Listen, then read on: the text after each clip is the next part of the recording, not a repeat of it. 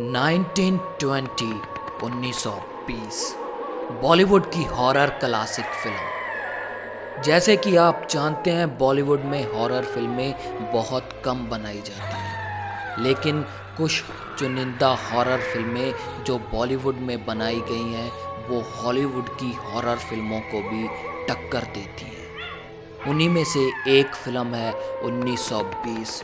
लेकिन क्या आप जानते हैं इस बॉलीवुड की डरावनी फिल्म की शूटिंग एक रियल डरावनी जगह पर हुई थी, जहां पर इस फिल्म की एक्ट्रेस के साथ हुई थी एक भूतिया घटना।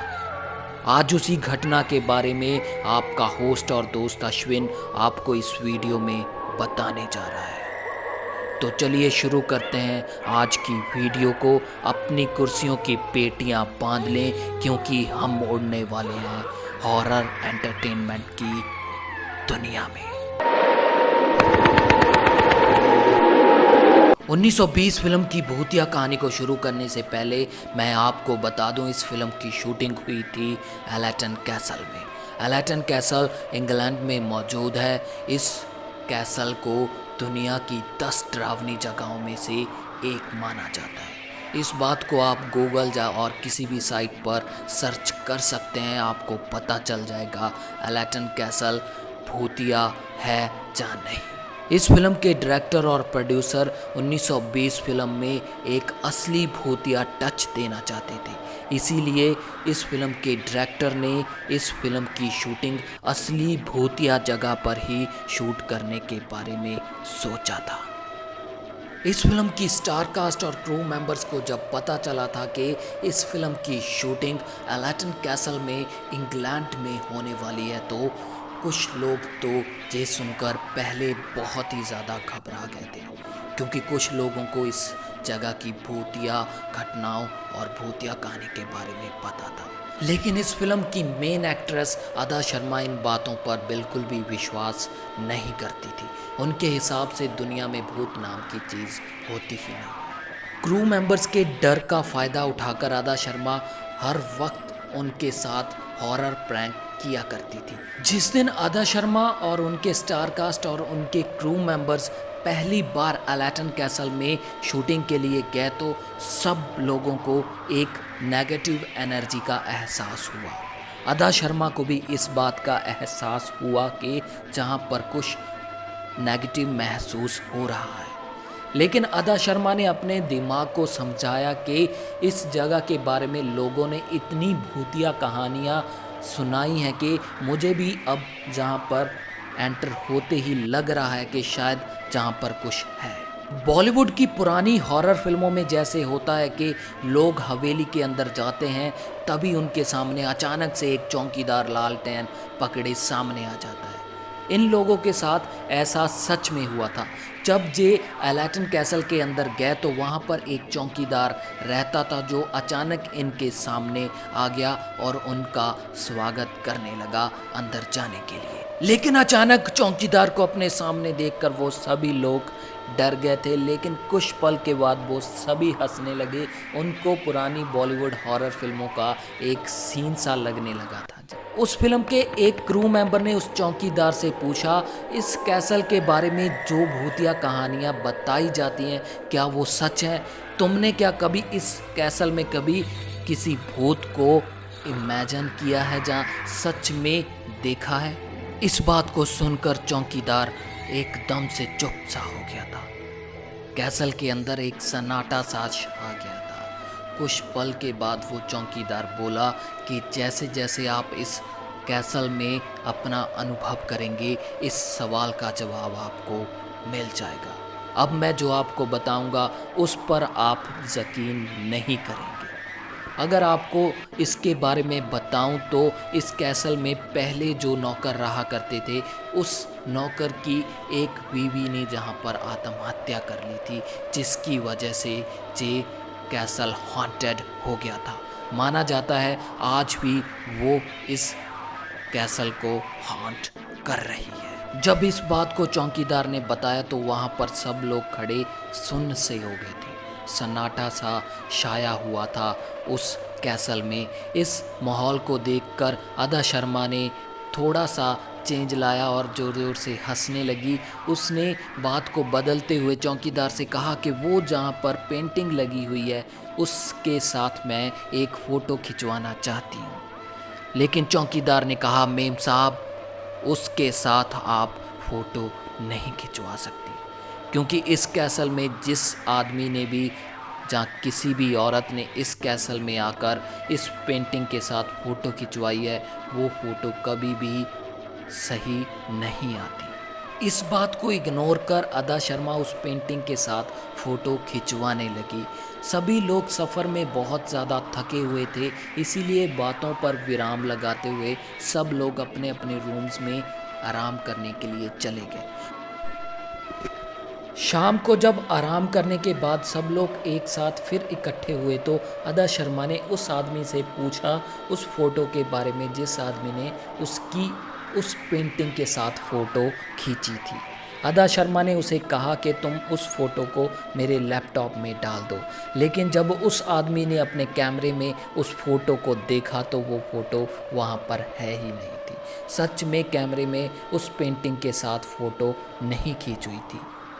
इस बात से कुछ लोग बहुत डर गए, लेकिन अदा शर्मा के दिमाग में उस वक्त वो ही चल रहा था जो शायद आपके दिमाग में चल रहा हो कि ऐसा कैसे हो सकता है। अदा शर्मा ने सोचा शायद उस फ़ोटो वाले ने जानबूझकर फ़ोटो मुझे डराने के लिए ना ली हो। उस दिन के बाद कैसल में जैसे तैसे शूटिंग के दिन गुजर रहे थे।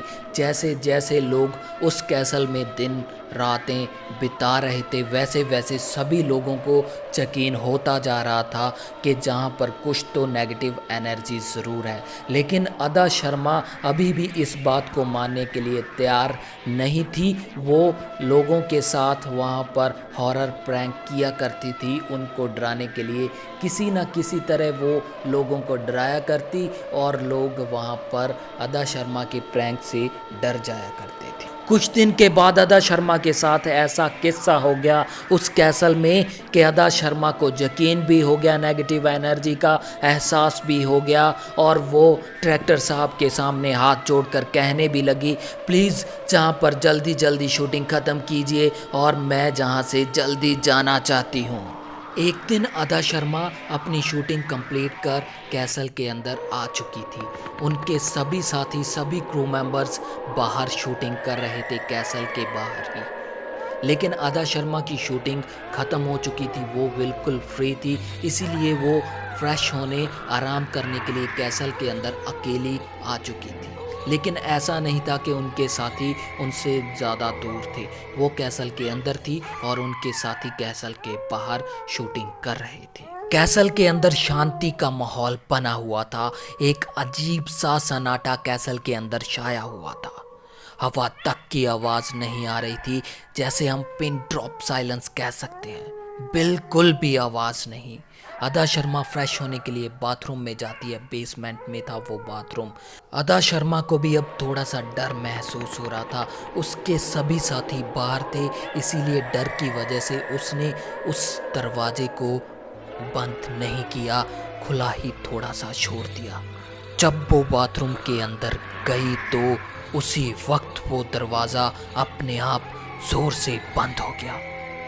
अदा शर्मा ने सोचा कि कोई मेरे साथ प्रैंक कर रहा है, क्योंकि मैं भी सभी को डराती रहती हूँ। लेकिन वहाँ पर इतनी शांति थी कि अगर कोई आता तो उसके पैरों की आवाज़ बिल्कुल साफ सुन जाती। इसी बात को सोचकर अदा शर्मा का चेहरा पीला पड़ गया और वो बहुत ही ज़्यादा डर गई। उसने सोचा कि ये कैसे हो गया, ये दरवाज़ा अपने आप कैसे बंद हो गया। वो बहुत ज़ोर ज़ोर से चलाने लगी, लेकिन उसके साथी, उसके क्रू मेंबर जो उससे बहुत ही कम दूरी पर शूटिंग कर रहे थे, उनको उसकी आवाज़ बिल्कुल भी सुनाई नहीं दे रही। इस बात से अदा शर्मा और भी ज़्यादा डर गई थी कि मेरी आवाज़ उन तक क्यों नहीं पहुंच रही है।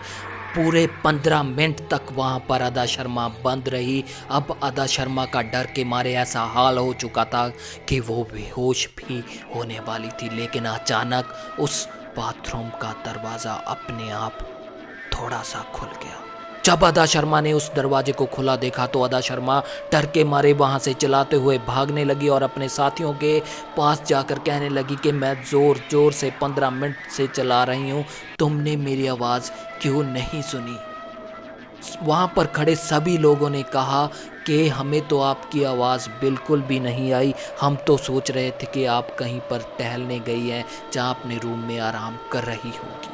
इस वाक़या के बाद अदा शर्मा बहुत ही ज़्यादा डर गई और उसने डायरेक्टर साहब से कहा कि प्लीज़ प्लीज़ जल्दी शूटिंग ख़त्म कीजिए, मुझे जहाँ पर रहना नहीं है। मुझे अब एहसास हो चुका है जहाँ पर कुछ है, जहाँ पर ज़रूर कुछ है। अब जो मेरे साथ हुआ है मैं आपको वो एक्सप्लेन भी नहीं कर सकती।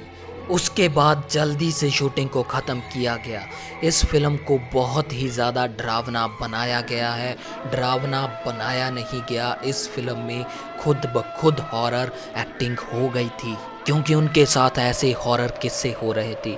इन किस्सों को अदा शर्मा ने अपने इंटरव्यूज़ में कई बार बताया है। अदा शर्मा किसी प्रेस कॉन्फ्रेंस में, जहाँ किसी फिल्म की प्रमोशन के दौरान, जहाँ किसी शो में अगर कोई हॉरर बात चले तो इस बात का जिक्र ज़रूर करती हैं जो उनके साथ इंग्लैंड में 1920 की शूटिंग के दौरान हुआ था। आप उनके इंटरव्यूज़ कहीं भी सर्च कर देख सकते हैं।